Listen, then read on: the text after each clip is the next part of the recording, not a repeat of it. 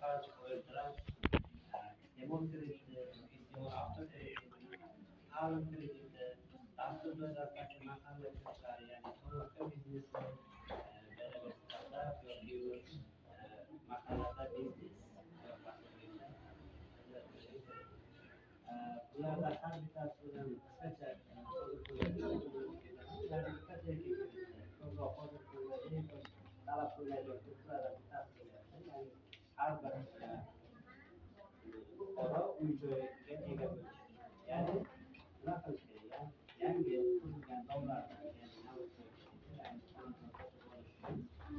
o'n sakkiz yoshdan 60 yoshgacha bo'lgan bo'lishi, ya'ni 18 ga kirgan, ya'ni 60 ham kiradi, 60 yoshgacha bo'ladi. Rasmiy daromadga ega bo'lgan shaxslar yoki norasmiy bo'lsa ham o'zi bank hisoblarida olish imkoniyati mavjud. Unda faqatgina o'sha Markaziy bankni 36-38 yil qaroriga asosan kafolatlanmasi talab etiladi, 6 oy eng kami. Bizda hozir ipoteka kreditlari 330 million so'mgacha beriladi, maksimal summasi 240 oydan ajratiladi. Ya'ni 240 oygacha ajratish, ya'ni 27.